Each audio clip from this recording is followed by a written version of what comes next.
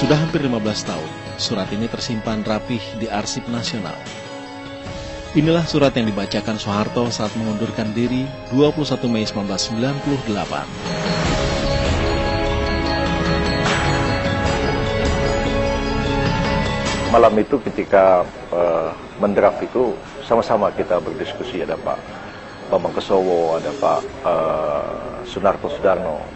Tapi saya mengatakan jalan yang paling konstitusional itu begini. Jadi Presiden menyatakan pengunduran diri. Jadi bukan mohon mengundurkan diri. Ya, makanya judulnya itu pernyataan pengunduran diri sebagai Presiden Republik Indonesia.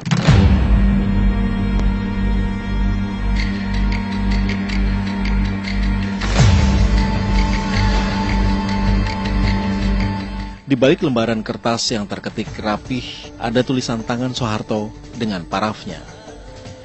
Kalimat yang ditulis Soeharto tak disebutkan dalam naskah pidato yang telah ditandatanganinya. Isinya tentang permohonan maaf sang penguasa Orde Baru selama memimpin negara 32 tahun lamanya. Juga tentang pembubaran kabinet. Dan tentang B.J. Habibie yang akan menggantikannya sebagai Presiden Republik Indonesia.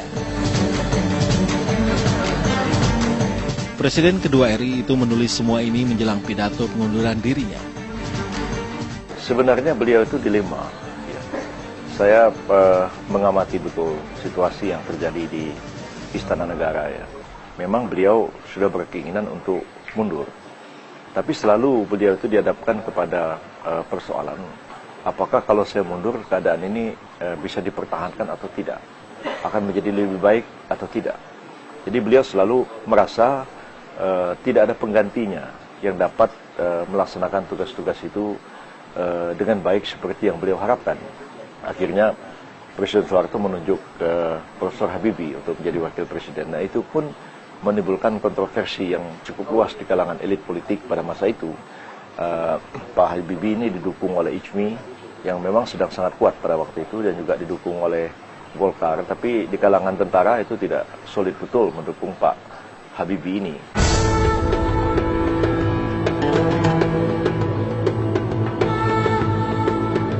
Di hari-hari terakhir menjelang tumbangnya Orde Baru, hubungan Presiden Soeharto dan wakilnya Habibie terlihat berbeda. Habibie pun mengakui kondisi ini dalam buku biografinya, Detik-Detik yang Menentukan. Dalam bukunya, Habibie menceritakan pertemuannya di ruang kerja Presiden tanggal 20 Mei 1998. Malam itu Soeharto mengutarakan niatnya untuk mundur tanpa menjelaskan alasannya. Besok paginya mundur, malam-malam itu kan satu demi satu mantan presiden datang ke tempat beliau. Pak Habibie datang belakangan. Saya tidak ikut dalam pembicaraan. Belakangan saya tanya Pak Habibie apa yang dibicarakan. Pak Harto mengatakan, kalau saya mundur apakah saudara Habibie bisa menjadi presiden? Pak Habibie langsung mengatakan, ya saya wakil presiden, ya saya tahu bahwa kalau terjadi apa-apa pada presiden, maka suatu saat saya harus menjalankan tugas-tugas presiden dan tentu saya sanggup untuk itu.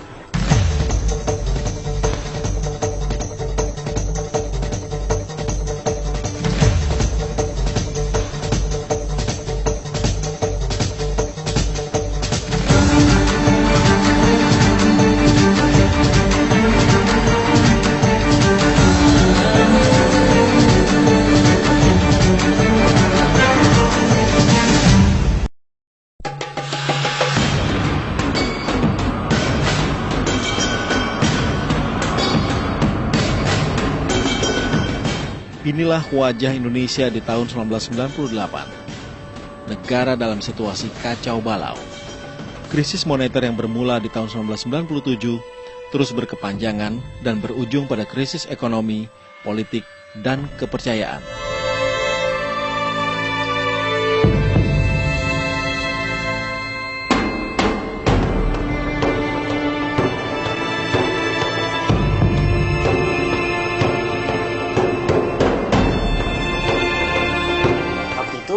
Buka Eropa, Amerika nggak kena, cuma Asia kena kan, 98 itu krisis ekonominya. Nah itu imbas ke Indonesia. Artinya Indonesia kan jadi harga mata uang jadi begitu jatuh ya. dan juga impor ekspor turun, dan itu berpengaruh kepada kekuatan dari Soeharto, karena kekuatan Soeharto adalah ekonomi politik.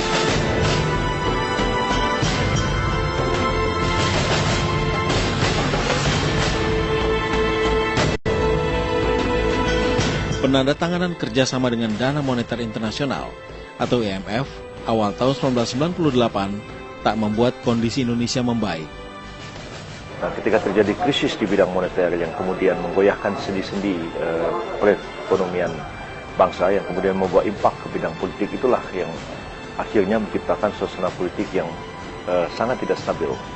Pada waktu itu terjadi, Presiden Soeharto juga sudah lanjut usianya, jadi tidak seperti tahun 67 ketika beliau masih muda, dan ini juga merupakan sesuatu faktor yang mempengaruhi kenapa respons Pak Harto itu lunak ya, dan soft dalam menghadapi situasi politik yang berubah itu, dan kelihatan beliau mulai ragu-ragu.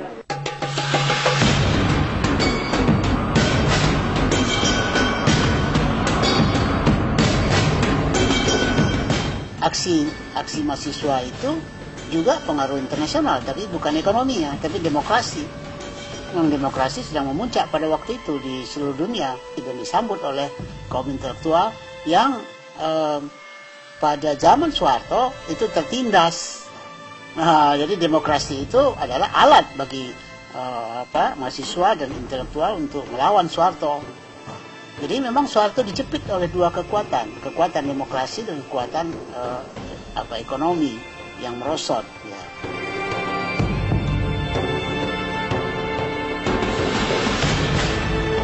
Aksi mahasiswa menduduki gedung MPR DPR 18 Mei 1998 mendorong para anggota Dewan untuk mengambil keputusan maha penting. Agar Presiden secara arif dan bijaksana sebaiknya mengundurkan. Tak ada pilihan lain selain mendesak Presiden Soeharto mengundurkan diri. Nah, dilakukan pula lah oleh mereka tekanan-tekanan kepada DPR, khususnya kepada pimpinan DPR, termasuk kepada fraksi-fraksi. Dan akhirnya suara-suara di fraksi pun kemudian juga terdengar suara-suara supaya Pak Harto sebaiknya mundur, sebaiknya berhenti. Bahkan juga pimpinan DPR pun pada akhirnya juga menyampaikan pendapat supaya sebaiknya Pak Harto itu mundur. Itulah.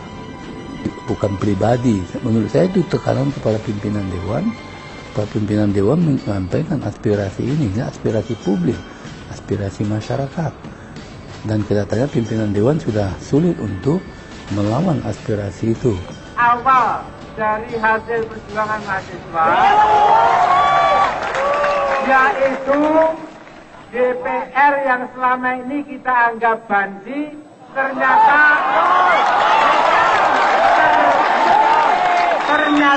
dengan dorongan Anda semua sekarang telah menjadi DPR yang pemberani.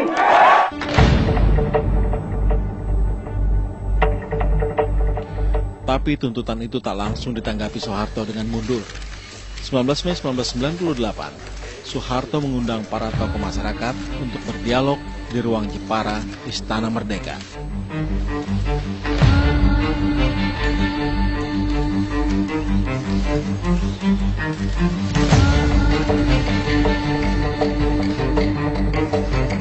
Ada keinginan agar supaya saya mundur dari kedudukan sebagai presiden.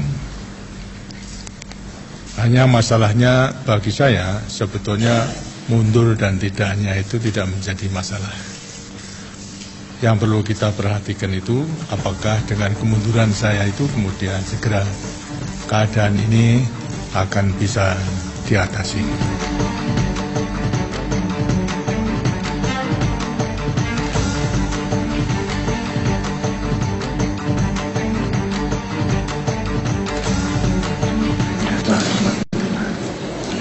Apapun yang terjadi sebetulnya dalam kehidupan kita bernegara, berbangsa, bermasyarakat, memang konstitusi itulah yang harus selalu kita pegang teguh.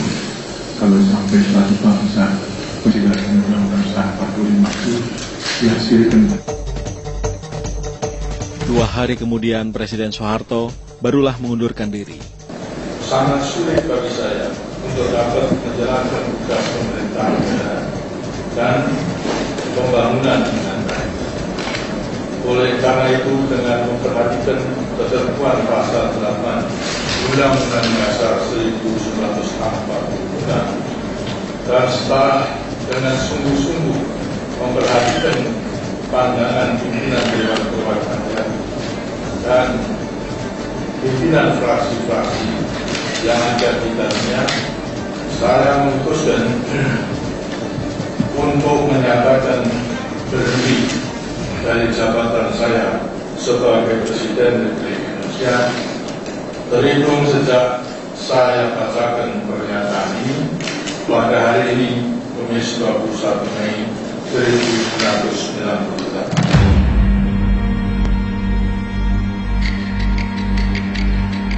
Dan Habibie menggantikannya. Habibie mengaku menggantikan Soeharto sebagai presiden dalam kondisi dilematis. Tapi ia mengaku keputusannya untuk menerima tanggung jawab sebagai presiden adalah bentuk kepatuhan terhadap undang-undang. Sesuai dengan pasal 8 Undang-Undang Dasar 45, maka Wakil Presiden Republik Indonesia Profesor Dr. Ismil B.J. Habibie. Karena itu adalah saya membuat kontrak dengan MPR. Dengan MPR kan saya membuat kontrak. Saya tidak dipilih satu paket dari Pak Harto. Pak Harto dipilih dulu presiden. Setelah itu ada sidang umum MPR dan diberikan dan saya dipilih. Saya terima. Saya tanda tangani suatu kontrak.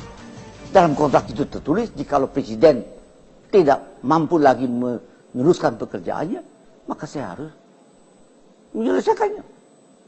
Dan telah saya laksanakan. Peralihan kekuasaan berlangsung begitu cepat setelah Soeharto mundur. Pelantikan Habibie sebagai presiden dilakukan dengan berdasarkan pasal 9 Undang-Undang Dasar. Pelantikan B.J. Habibie sebagai presiden ketiga Republik Indonesia berlangsung dalam situasi yang tidak biasa. Habibie dilantik di depan Mahkamah Agung, bukan MPR. Kewajiban konstitusional saya. Sebab pada waktu itu pertama MPR itu sedang di bawah dikuasai oleh para mahasiswa, sehingga tidak mungkin akan ada sidang MPR. Ya. Kalau kita mau mengadakan sidang MPR, itu kan mesti ada sidang DPR lebih dulu, meminta sidang istimewa. Dan anggota DPR itu kan, MPR itu ada di daerah-daerah, mengumpulkan mereka ke Jakarta berapa lama. Ya, secara teknis menyelenggarakan sidang MPR itu hampir tidak mungkin. Kedua, kalau ada sidang MPR, Presiden itu menyampaikan permohonan pengunduran diri. Kalau MPR mengatakan kami tidak terima, mau jalan terus, bagaimana? Serta-merta kemudian Wakil Presiden dilantik pada detik itu juga. Sebab saya tidak ingin terjadi kevakuman kekuasaan. Kalau terjadi kevakuman kan ini negara ini seperti kapal tanpa nakoda. Ya, militer begitu banyak. Kalau itu kan kalau pengerahan militer pada waktu itu harus dengan perintah dari Presiden sebagai panglima tertinggi. Jadi karena itu prosesnya itu berjalan begitu cepat, hampir tidak terputus. Antara Presiden menyatakan berhenti dan Wakil Presiden Habibie mengucapkan sumpah sebagai Presiden di hadapan Ketua dan pimpinan Mahkamah Agung. Saya sudah telah masalah ini dan saya yakin ini konstitusional. Habibie mengalami situasi yang pelik ketika baru dilantik. Ia miskin dukungan, menjadi orang nomor 1 tanpa kabinet. Itu yang orang mengatakan Habibie akan tidak survive dalam 100 jam. Ya bilang aja masa buruh. Membubarkan kabinet adalah keputusan Soeharto di saat-saat terakhir menjelang pengunduran diri. Beberapa menit sebelum beliau menyampaikan pidato pengunduran dirinya itu ada satu kalimat yang beliau minta kepada saya untuk dimasukkan ke dalam teks pidatonya. Dengan ini saya nyatakan kabinet bubar. Itu saya mengatakan ke beliau, Pak, kabinet itu tidak bubar. Saya katakan, kabinet masih tetap ada dan akan diteruskan oleh presiden yang baru. Saya Pak Harto mengatakan, nanti kalau saya tidak bubarkan, Habibie susah untuk membentuk kabinet. Jadi Dan akhirnya Pak Harto tulis tangan sendiri di teks pidatonya itu yang mengatakan bahwa kabinet bubar, dan sekaligus beliau menulis dengan tulisan tangan mengatakan saya mohon maaf atas segala kekurangan dan kesalahan saya. Keputusan pembubaran kabinet itu tertuang dalam lembaran pidato Soeharto yang ditulis tangannya sendiri. Seperti juga halnya penyebutan nama Habibie sebagai penggantinya. Pada waktu itu kan banyak orang tidak suka Habibie. Dikira saya membela orang. Enggak, saya bilang saya membela konstitusi dan membela hukum yang sebagaimana harus dilaksanakan. Tidak berurusan dengan siapa orangnya. Karena saya membela konstitusi, karena Habibie pada waktu itu dia harus jadi presiden. Selama 512 hari Habibie menjabat presiden, tak sekalipun lagi ia bertemu dengan Soeharto. Terakhir keduanya berjabat tangan setelah Habibie mengambil sumpahnya sebagai presiden. Bagi saya, Soeharto ada seorang pejuang. Dan bagi saat ini, saya tidak pernah mendapat suatu instruksi atau saran dari Pak Harto yang, maafkan saya pakai, berbau yang namanya KKN sama saya. Tidak pernah. Hubungan Soeharto dan Habibie hanyalah satu dari sekian kisah di penghujung kekuasaan Orde Baru. Kini setelah 15 tahun reformasi lahir, ada sejumlah kalangan merindukan masa itu kembali. Memang kalau kita lihat dari sisi masyarakat di bawah ya, di grassroots gitu ya, masyarakat bawah, mereka kan ukurannya memang adalah apakah kehidupan mereka itu lebih baik atau tidak. Apakah kebutuhan mereka sehari-hari mereka bisa dapat dengan mudah atau sulit begitu. Nah, dalam konteks itu ya mungkin saja masyarakat kita merasakan bahwa suasana yang pernah mereka alami pada waktu yang lalu itu zaman Orde Baru lebih kondusif bagi kehidupan mereka sehari-hari. Harga-harga mungkin masih bisa dicapai, pembiayaan-pembiayaan untuk pendidikan, pembiayaan untuk kepentingan sekolah dan kesehatan, mungkin mereka merasakan lebih bagus pada waktu itu, sehingga muncullah suara mengatakan dulu lebih baik gitu. Reformasi tidak memuaskan banyak pihak. Ya. Tapi di mana-mana pun juga begitu ya. Reformasi sering hanya 1 minggu. Sesudah itu orang kembali kepada kultur semula. Yang terjadi adalah bahwa setelah berjalan 15 tahun, orang tidak puas. Ternyata yang dihasilkan oleh reformasi ini adalah kebebasan saja. Ya.